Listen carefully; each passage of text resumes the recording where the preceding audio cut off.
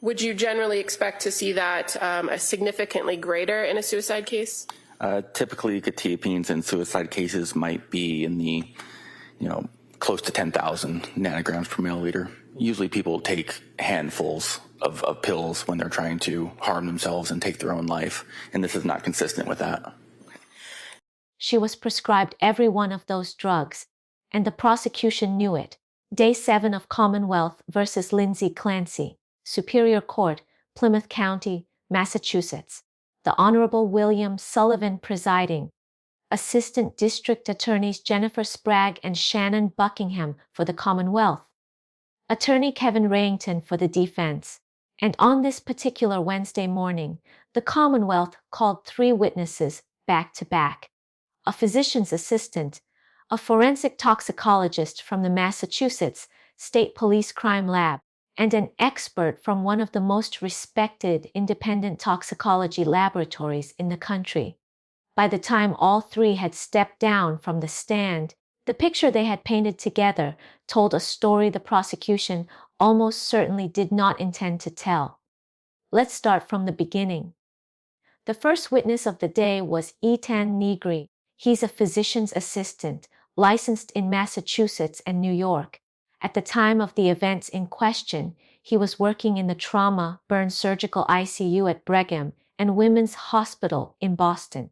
On January 25th of 2023, he was assigned to the care of a specific patient, Lindsay Clancy. One day after she had been admitted to the hospital following a catastrophic incident at her home in Duxbury, his scope of care was limited, and he was upfront about that. The injuries he was responsible for treating were the lacerations to her wrists. That was his lane. He was not involved in the placement of chest tubes to drain pooled blood from her thoracic cavity. He was not involved in managing the spinal injuries. He had no part in the massive transfusion she required, and he was not on shift when she went into cardiac arrest and had to be revived. His role was the wrists, and he described what he found there in careful, methodical detail. The right wrist had multiple lacerations. I believe I was in my 2nd year of employment at Brigham and Women's. You're not suggesting for 1 minute that after you did your butterfly stitches, Lindsay could have got up and walked out the door of the hospital, right? No, sir. And would you agree with me that, in fact, she was critically ill when you saw her, right? Yes, sir.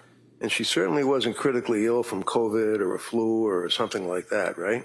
No, not to my knowledge. One of them, the most significant, was approximately 3 centimeters deep enough that it required suturing. He used 3 sutures to close it.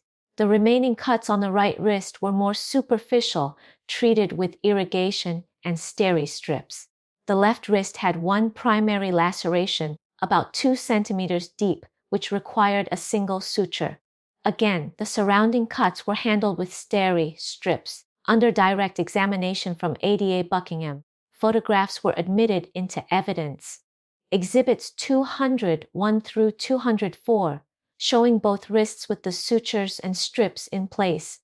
The images were clinical. They documented the repairs, and they put the nature and depth of those injuries into the permanent visual record of this trial. Defense attorney Kevin Rayington took over on cross-examination, and his first move was straightforward but significant. He established context. Negri confirmed that when he arrived at Lindsay Clancy's bedside on the morning of January 25th, the patient was critically ill, not from a cold, not from a flu, critically ill from a set of injuries that had required multiple surgical teams, a massive transfusion, and emergency resuscitation. The wrist lacerations, Rayington made clear, were the least acute thing happening in that room. Yes, sir. Did you have anything to do with the massive transfusion that she had? No, sir. Do you have anything to do with the treatment of the transected spine that she had, the shattered spine? No, sir. Do you have anything whatsoever to do with the insertion of tubes on both sides of her body and the draining of the blood that had pooled in her middle cavity? Just the management of those tubes after, but not the placement. He also asked Negri about the treating physician on the night of admission. Dupra, Jeffrey Andrew Anderson, a trauma surgeon and intensivist who had examined those wrist injuries on January 24th and, according to the hospital record, had not found them to require repair at that time. It was Negri who came in the following morning and performed the suturing. That timeline matters. We'll come back to why. Rayington also zeroed in on one specific phrase from the records, a note describing a 3.5 centimeter deep laceration on the right wrist and a 2 centimeter deep laceration on the left. Negri had used the word deep in his documentation. On redirect, Adia Buckingham asked Negri to clarify. Deep, as used in medical notes, is not really an adjective describing severity. It is a directional term, meaning the injury goes down into the tissue rather than across the surface. It is a unit of measurement, not a characterization. Deep in the medical notes is not an adjective of it, correct? It's more of a directionality of the injury. It's a description of, basically an objective unit of measure. But when we say deep, it means that it goes down into the skin as opposed to across the skin. It doesn't matter what we say, it's what the records say. I understand. Go ahead. Just, if you could ask that question again. As far as your assessment of injuries, deep goes down in the skin as opposed to across the skin. Negri confirmed that the lacerations went down into the subcutaneous or fatty tissue layer. They did not, based on his observation, penetrate deeper than that. He was asked one final question. Did any of those injuries go deeper than subcutaneous tissue? His answer was no, not on his observation. He was thanked and released. The second witness of the morning was Nicholas Roberts. He worked for the Massachusetts State Police Crime Lab for approximately 9 years, exclusively in the toxicology unit, before moving to a private laboratory supplier. At the time of the testing in question, January and February of 2023, he held the title of forensic scientist too. He held both a bachelor's and a master's degree in applied forensic science, with a concentration in chemistry and forensic toxicology. Roberts was the reporting analyst on lab number 01723. Under the batch review process used by the State Police Crime Lab, multiple technicians and forensic scientists handle the actual testing, and one analyst is responsible for reviewing all the data and authoring the final report. Roberts was that person for this case. The specimens submitted were blood, plasma, and urine from Lindsay Clancy. Roberts screened for alcohol. None was found. He also ran an ELISA screen for benzodiazepines, along with general unknown screens on both blood and urine. The results came back positive for benzodiazepines, and confirmatory testing was ordered to identify the specific compounds and their concentration levels. What came back from that confirmatory testing was a list: diazepam, nordiazepam, oxazepam, temazepam, lorazepam, 5 benzodiazepines, all detected in the blood. Roberts acknowledged when pressed that nordiazepam, oxazepam, and temazepam are metabolites of diazepam, meaning that if someone takes diazepam, which most people know by the brand name Valium, those additional compounds appear in the blood work as the body breaks down the parent drug. So what looked like 5 separate benzodiazepines on that list could. So a metabolite is just a breakdown of anything usually by the body. So you have what we call a parent drug, and the body, if you ingest that, the body would then break it down or put it into a more digestible form in order to get rid of it. Okay. So when you have a number of metabolites, for example, someone may have a prescription for amitriptyline or a prescription for Zoloft or Ativan or something. And they take the pill and it's in their system, and then over time it would metabolize and there'd be different PAMs or whatever it is that would break down into the blood. Is that right? Yes. In fact, reflect a single prescription for one medication. The general unknown screen also picked up additional substances: mirtazapine, lamotrigine, quetiapine metabolite, and trazodone. Those are 5 more compounds. Roberts's lab was not equipped to run concentration levels on those, so the specimens were sent out to an independent laboratory, NMS Labs in Pennsylvania, for further testing. Wrangton's cross-examination of Roberts was brief but pointed. He asked Roberts to confirm that the blood had been drawn from Lindsay Clancy at a specific point in time, and that the test results didn't distinguish between prescribed medications taken as directed and anything else. Roberts confirmed that he had no information about prescriptions, dosages, or treating physicians. He didn't know how many of those compounds were coming from legitimate. Yeah, there's quite a few. And you don't know, as a working your job for the state police at that time, you don't know how many of these drugs are coming from scripts, prescriptions, and things of that nature, right? No. Documented medical treatment. He just tested the blood and reported what was in it. Wrangton also asked about marijuana. Roberts confirmed there was no THC detected in the blood at all. The witness was excused.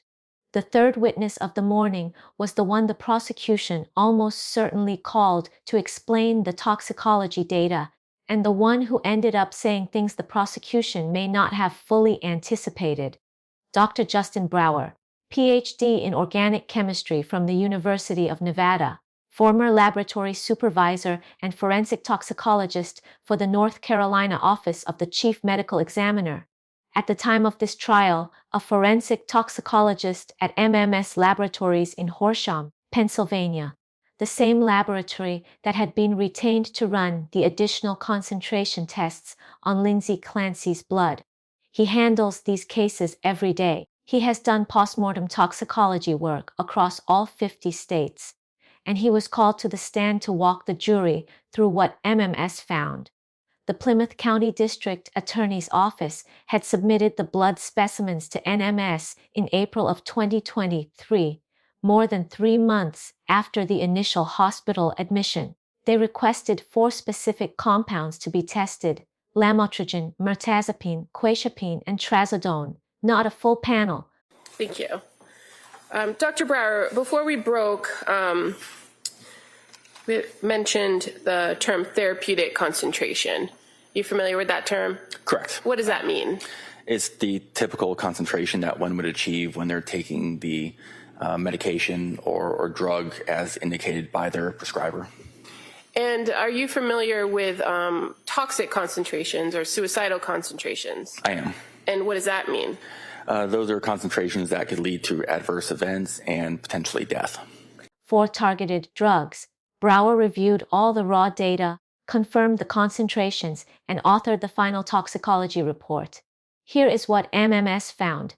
Lamotrigine at 6.1 micrograms per milliliter, mirtazapine at 200 nanograms per milliliter, quetiapine at 1,800 nanograms per milliliter, and trazodone at 0.44 micrograms per milliliter.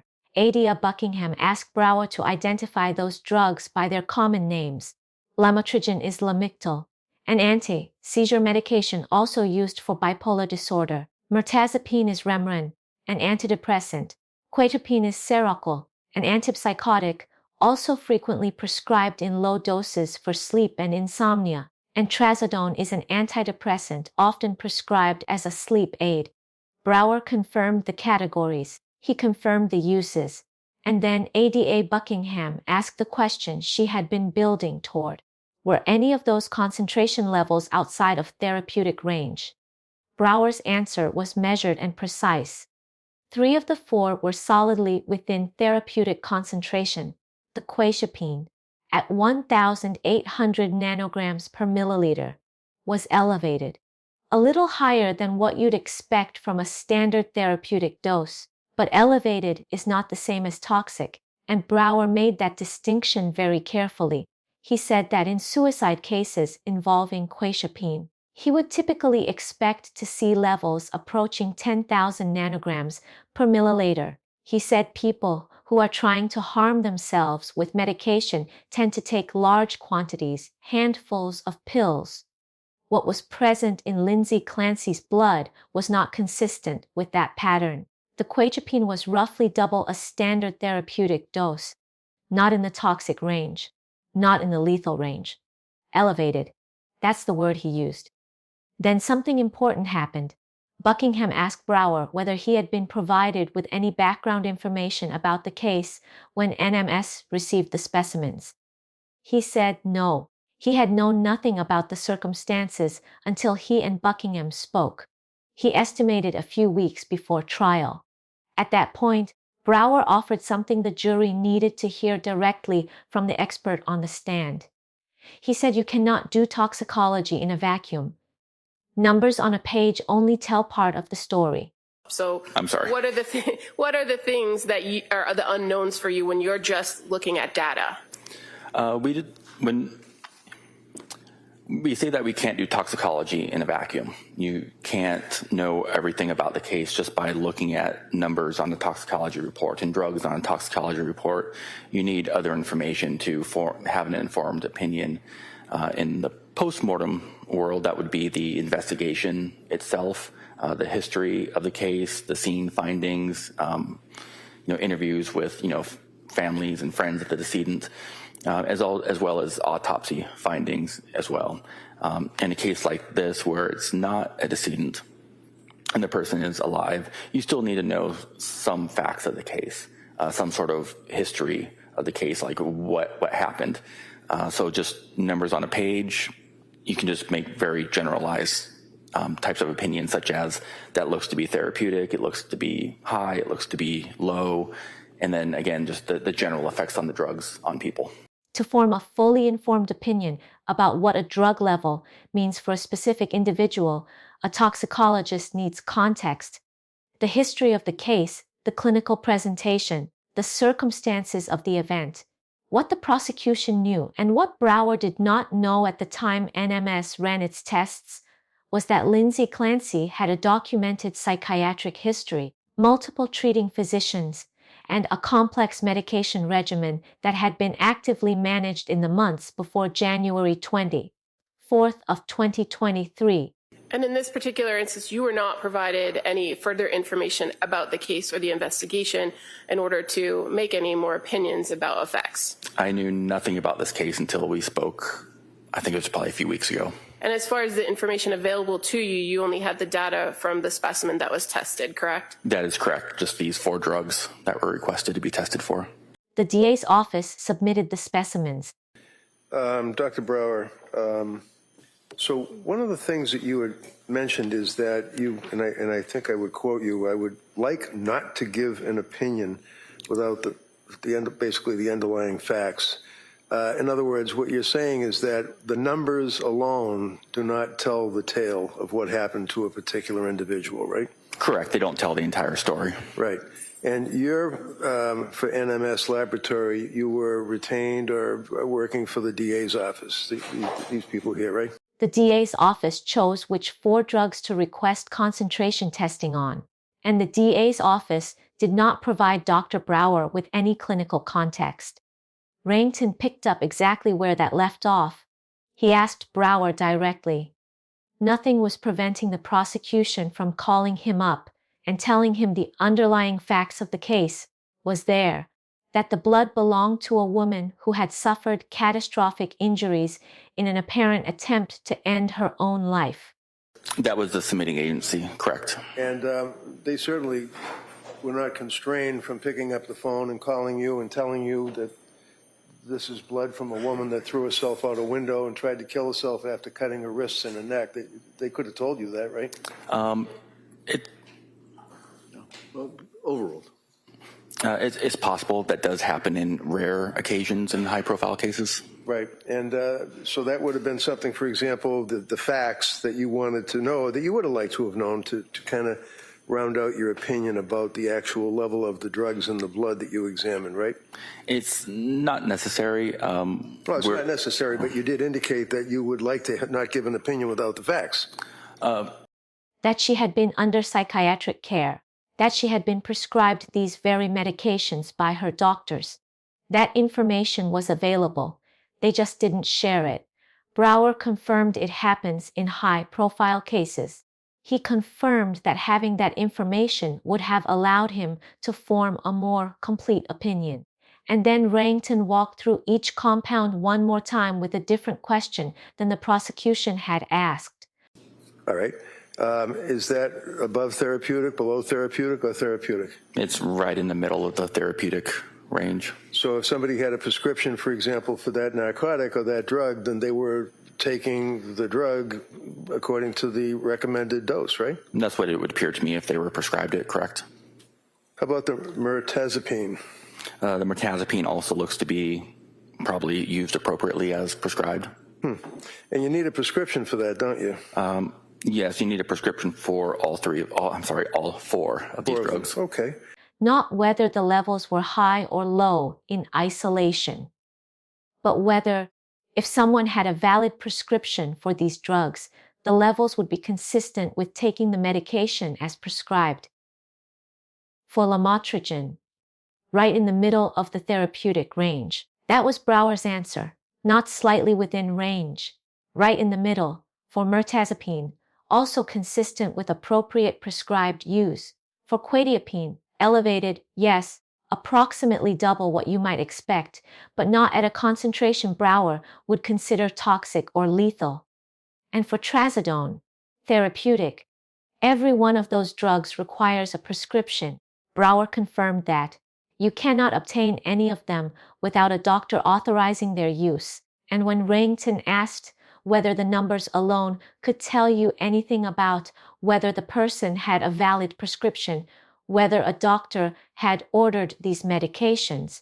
And you don't know, working for NMS Labs, sir, whether or not a person had a prescription for these drugs, or when they got the prescription, or who gave them the prescription. You don't know that, right? I have none of that information, no. You could have known that if somebody had told you that, but you don't know it from looking at the numbers that we have here, right? Correct. It's possible if they would have given us that information. We don't always need to have it, though. Or when and why they had been prescribed. Brower said no. He had none of that information. It would have been possible for someone to provide it. But nobody did. The DA's office sent blood to an independent expert. They asked him to test for 4 specific drugs. They chose not to tell him anything about the patient or her medical history. And when that expert took the stand under oath in front of the jury, he said those levels were consistent with prescribed therapeutic use, with the single exception of the quetiapine, which was elevated but not toxic and not remotely consistent with what he'd seen in cases where someone was attempting to use medication to harm themselves. That is not a defense attorney's spin. That is the prosecution's own expert witness from the prosecution's own retained laboratory answering questions truthfully. Buckingham did ask one final question before the defense got to cross. She asked whether the combination of central nervous system depressants in the blood, the mirtazapine, the trazodone, and the benzodiazepines, could, in theory, cause respiratory depression.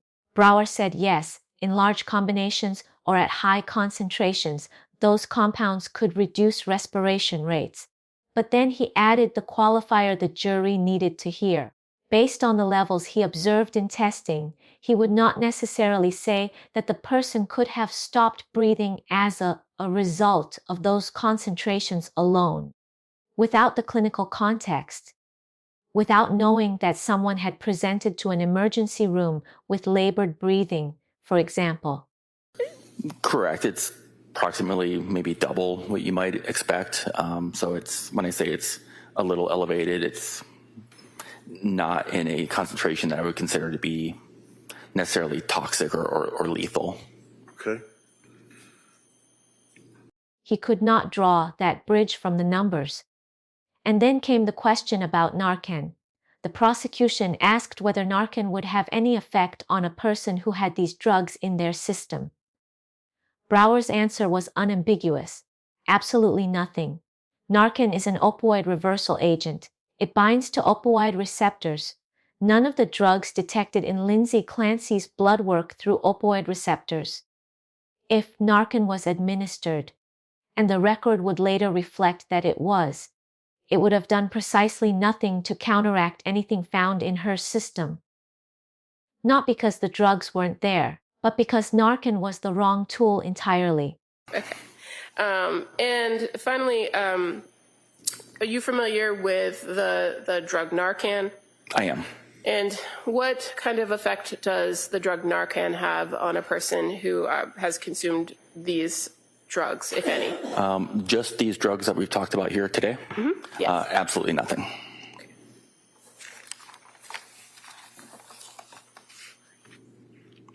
Can you explain to us why it is that Narcan wouldn't have an effect?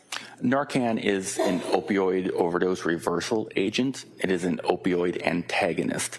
So it binds to the opioid receptors, so it doesn't allow other opioids like, say, fentanyl or oxycodone to bind to those receptors to have, to exert its effects. So it only works on opioids. None of these drugs work on the opioid receptors, so Narcan would have no effect whatsoever on these drugs. After the toxicology testimony concluded, the court moved through DNA stipulations that the parties had agreed to enter by agreement, rather than calling multiple additional witnesses. The stipulations addressed DNA found on the exercise bands recovered from the scene and on blood stains from the back of the house at 47 Summer Street in Duxbury. The DNA analyst who did testify, forensic scientist Katerina Stashin, formerly of the Massachusetts State Police Crime Lab, and now with the Washoe County Sheriff's Office in Nevada, walked the jury through the technical framework of DNA analysis, extraction, quantification, amplification, and detection. Before presenting the results, the findings were significant but complicated by one factor that kept recurring throughout her testimony: the relatedness problem. When you have 2 parents and 3 children from the same family, and you are looking for DNA on items that were handled in a household shared by all 5 of them, the genetic overlap between first-degree relatives creates interpretive challenges that forensic DNA science is still actively grappling with. Stashin was honest about that. She did alternate interpretations assuming different numbers of contributors. She flagged where relatedness was affecting her results. She was careful and thorough.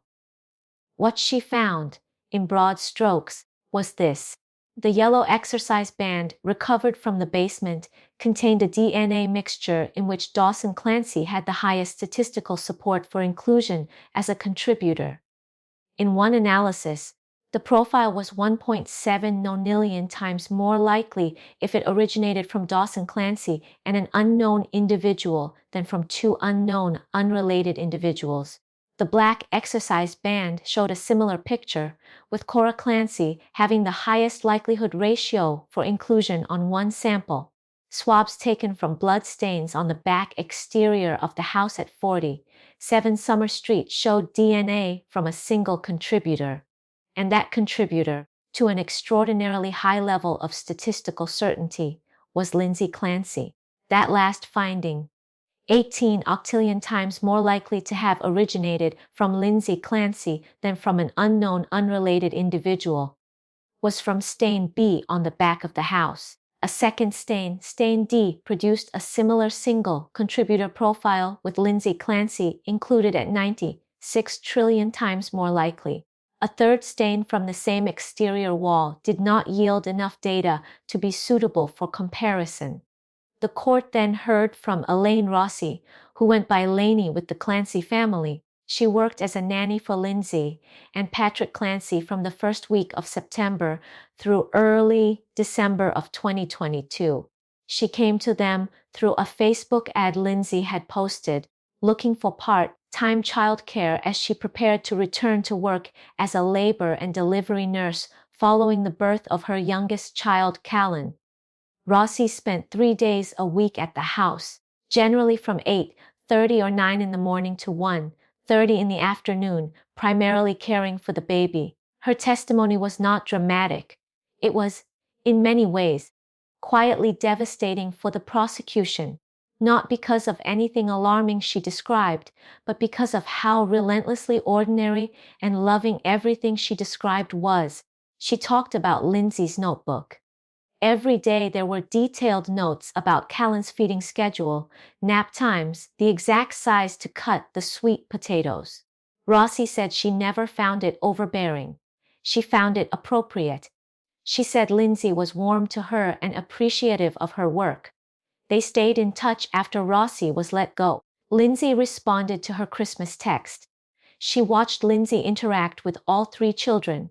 She saw Dawson, in one moment of toddler frustration, lash out at the baby, and she watched Lindsay handle it immediately and correctly. She removed Dawson from the room, came back to comfort Callan, then went back to address Dawson's behavior. Rossi, a nanny with 15 years of experience, found nothing to criticize. She described Cora as a girly girl who loved her babies and her little pretend grocery store. She described Dawson as full of energy and silly. How about how you would describe Callan? How would you describe him? You spent the most time with him, correct? I did. He was the happiest, sweetest, easiest baby. He was just a love. And she described Colin as the happiest, sweetest, easiest baby. A love. Those were her words. Rossi was aware that Lindsay was dealing with postpartum illness. Lindsay had told her directly. She was aware that Lindsay was seeing doctors, that she was on medication, and that at some point she had stopped one medication in order to stop nursing and start a new one. Rossi had noticed that Lindsay appeared to be losing weight. She had commented on it. She did not know about an emergency room visit in November of 2022. She did not know about another in December. She did not know the details of the medication regimen, but she knew Lindsay was struggling, and she knew Lindsay never stopped trying. I did. And did you have any concerns about her interacting with the children? None at all. She was a wonderful mom.